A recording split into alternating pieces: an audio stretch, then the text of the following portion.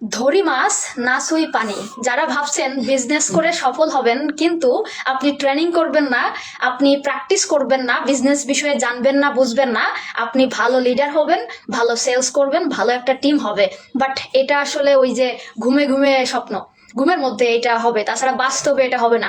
যদি আপনি বিজনেস করতে চান, ভালো লিডার হতে চান, টিম ক্রিয়েট করতে চান, তাহলে প্রথমত আপনাকে আগে নিজেকে পরিবর্তন করে ফেলতে হবে।